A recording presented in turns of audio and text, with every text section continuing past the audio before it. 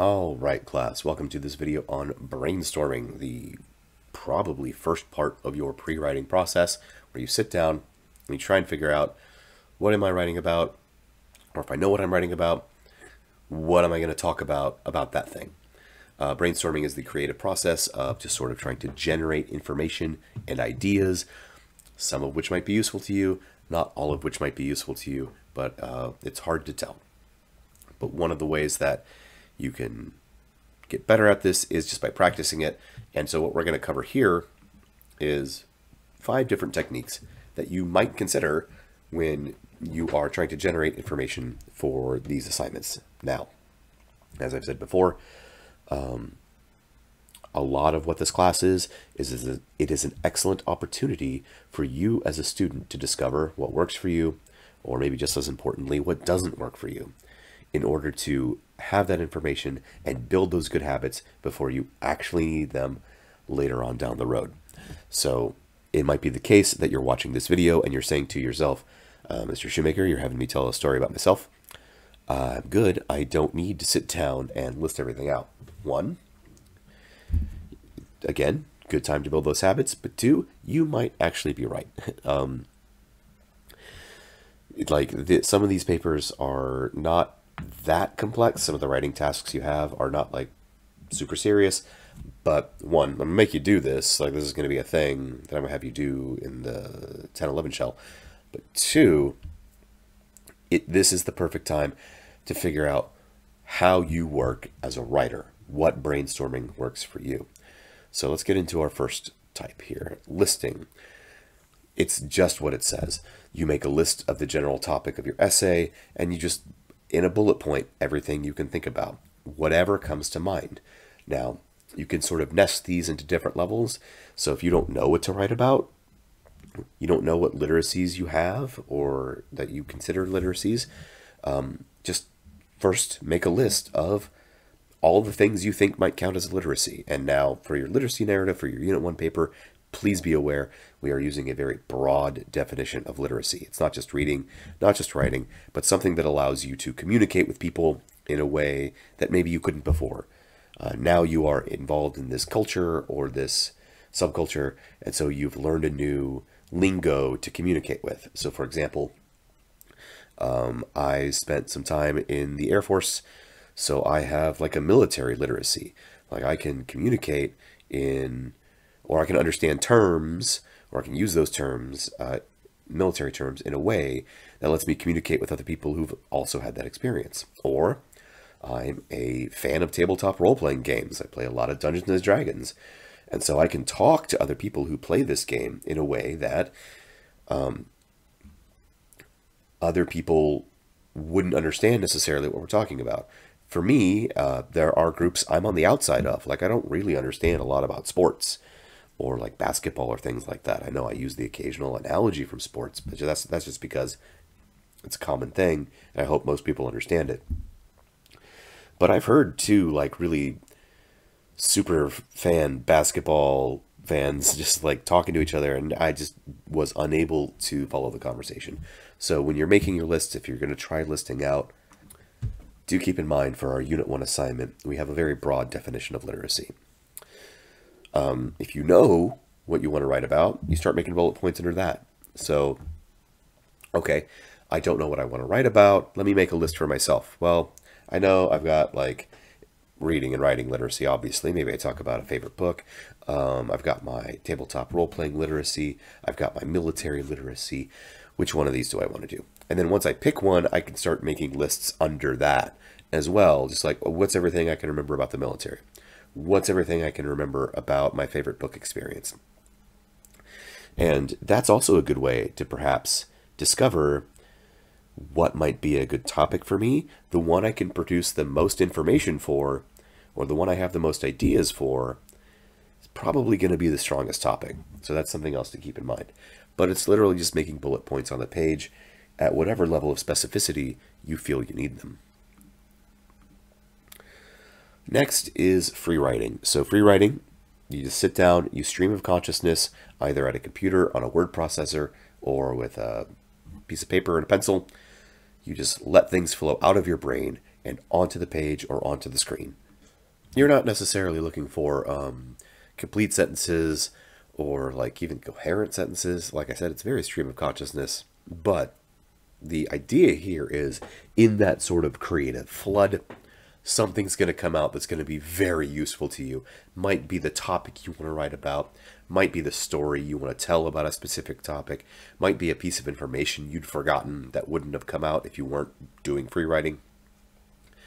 I will say that, while I am a listing person, I'm very much not a free writing person, but I know other people for whom free writing works very, very well. And so I encourage you, again, just try it out. You might discover it works for you. You might discover it doesn't work for you. Both of those, either one of those situations is useful information in your journey to discover who you are as a writer. You'll see, select how long you're going to free write, generally between 5 and 10 minutes. Write down everything you can think of related to your topic during that time. So 5 to 10 minutes is probably a good goal for any of these brainstorming techniques at this point. If you're not used to brainstorming as an activity, it can be very mentally taxing, and you might hit a wall of diminishing returns pretty early. So set a timer, 5 to 10 minutes, do whatever brainstorming activity you're going to do, and then maybe take a break, 5 to 10 minutes, come back to it, 5 to 10 minutes of brainstorming. Just don't push yourself too hard. Writing doesn't necessarily always work out well if you try and push yourself too hard. So the goal here with free writing is not to produce something that can be copied into your essay. You're not trying to produce paragraphs or, like I said, even coherent sentences. You're trying to just dump a bunch of information out of your brain and find the little useful bits in it, in that information dump. So I would say don't expect everything you write to be useful, and probably don't expect most of it to be useful. You're really looking for the golden ticket in the pile of hay, diamond in the rough, other little metaphors like that as well. Needle in a Wonka stack. You're looking for that one thing that makes you go, aha, that's it. That's what I needed. So again, I encourage you to try it out to see if it works for you. Next, you've got mapping, where you've got your central topics, subtopics, related ideas represented visually, so you can see the relationship between those ideas. So for example, if my central topic was my military literacy, I'd put that in the middle right here. And then my subtopics branching off of that would be the different kinds of military literacy that I had. I've had my basic training experience, which is its own sort of cultural moment. I was in the Air Force specifically, not like the Navy or the Army, so I don't know the way that they talk about things, and we in the Air Force talked about things differently. I was on base honor guard for a while. That's a different subtopic. And supposing that I wanted to talk about my honor guard literacy, I could see my military literacy, my honor guard literacy, and I start doing ideas under that subtopic bubble down here. This is also a great way to possibly not just brainstorm in that sense, but get information together so you can use this almost like a very loose sort of outline structure. So supposing I was going to talk about my experience being trained to be on the Maxwell Gunter Honor Guard. That's the ultimate idea of my essay. That's my new central topic here. And then my subtopics are maybe the different kinds of things we did, how I got into it in the first place, and the related ideas are details related to those things. So this becomes useful at different levels. I don't know what I want to write about. I just vaguely know I want to write about the military. What were the different things? Well, now I know I want to write about not just the military, not just honor guard, but this one specific story about how I learned this thing. That related idea can become the central topic, and then I branch off my subtopics there, and then I branch off my related ideas there. So you can use this at, again, different levels of sort of hierarchy or different points of the brainstorming process. So all of these are the same thing, like free writing or listing even. It's like, oh, I'm going to do this because I don't have a topic yet. I'm going to do some free writing. that works. Or I've got a topic, I actually know the specific story I'm going to want to talk about, but I feel like I'm not remembering everything. I'm going to do some free writing on that. That also works. Listing to discover your topic, listing to get ideas for your specific story, totally works. Mapping's the same way. All these brainstorming activities work regardless of where you're at in your process, figuring out what you want to write about or getting your information together. Questioning is a bit of a higher skill ceiling, is what I'm going to say, where it involves making up questions, where when you answer those questions, you get a lot of good information based on those answers. Because sometimes our brains like to be prompted, and then when we prompt them, they give us what we're looking for. The reason I say this is a higher skill ceiling is it involves knowing what kinds of questions are good questions to ask in the first place. Not just who, what, when, where, why, and how, but, if I'm talking about my honor guard experience, how I learned all the different things I needed to know, what was my training like to be on the Maxwell Gunter Honor Guard, that made me a part of that cultural community, that let me communicate with other honor guard members. Well, I might ask, what was the commanding officer like? What was the environment like? Why was I picked to do this out of all people? So if I wasn't good at crafting questions, I can't just go in and be like, what, when, where? It's like, okay, those basic words are by themselves useful, but knowing what was it I had to learn, there's not a was here. I guess that's not technically a question word. Was there a time when I did very well? Was there a time when I disappointed the commanding officer who was training me? If I have those kinds of questions that I come up with and I sit down and I write a 3 or 4 sentence response, or if I'm going crazy, like a 7 to 10 sentence response to each one of those questions, and those questions are very specific about the story I want to tell, and I'm going to write a bunch of really good information that's going to be incredibly relevant to my essay. So if you want to try this out, I, again, encourage you to try it out. If you're having difficulty coming up with questions and you still want to try out this method, just email me and let me know. Give me your topic as broad or specific as you have at the time, and I will happily come up with some questions off the top of my head, which I will then send to you to hopefully help you generate more information. And finally, dictating. So, most of us, through either laptops or smartphones or other things like the microphone I'm working with right now, we have some way of recording ourselves. So sometimes when I am trying to work through things, I like to stand, get up, pace around, talk to myself, just work things out in my head. If that really works for you, consider recording yourself and then taking down that information later. So you have that information later. We have all this wonderful technology, and there are a lot of ways to use it for brainstorming. There are apps out there that will help you with listing or mapping or free writing. Or even if you are dictating, taking your words and turning them into text so you can actually see what you said visually on the page. I will say this is something to consider if you don't like the sound of your own voice.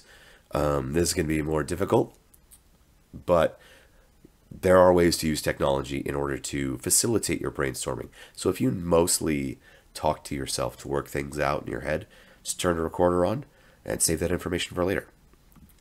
So, a couple things. Some final tips. 1, brainstorming is supposed to be messy.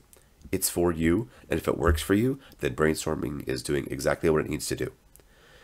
If it's all well ordered and listed out, and the handwriting's great, and that works for you, fine. If it's just a pile of free writing words, and that's what got you where you need to go, that's fine too. I'm not going to come around and demand to see your brainstorming. Like, I want you to practice it, but I'm not going to grade your brainstorming.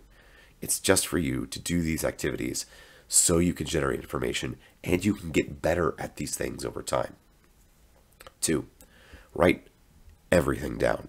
Literally everything. I don't know if you've had this experience, and I certainly, I've hit a different register. All right, yeah, my throat's still doing weird stuff, so if I sound very strange throughout all this, I apologize. I'm trying. But I don't know if you've had this experience where you've been out in the world, or driving somewhere, or you're in the shower. I'm just like, ooh, I've had a brilliant thought. I will write that down in an hour when I get to where I'm going. And by the time I get to where I'm going, all I remember is I had a brilliant thought. And the actual thought itself, it's just gone. So write everything down when it comes into your head. Break out your smartphone, record your voice for a second. Just take everything down, because if you think to yourself, I'll remember that later, odds are it's going to vacate your mind and you're going to be now missing whatever wonderful thing it was that you thought of. 3, take breaks often. Again, don't tax yourself too much, especially if you're new to this kind of thing. Don't push yourself into where you're not actually producing good work anymore. These things, much like muscles, they take a while to develop and build up. So if you're not used to brainstorming, if you're not comfortable with it, 5 to 10 minutes, take a little break. 5 to 10 minutes, take a little break. After a while, you may discover that the more you practice this, the more you learn what works for you. Sit down and do it for 30 minutes, maybe even an hour. But do take breaks often. Don't overwork your brain. That is often counterproductive. And finally, produce more than you think you'll need. The more you have on hand, the more you can deal with things that come up in the writing project. So it might turn out you discover while revising a draft that you actually needed some information. If you had that in brainstorming already, then you've already got it. You don't got to worry about it. You can just add it to the essay. It's always easier to cut things out later than it is to try and stitch something into an essay because you didn't do the brainstorming that you needed to do. So produce a lot of it, write it all down, don't overtax yourself, and just remember, it's for you. And then I think that's it for brainstorming, and I will see you in the next video.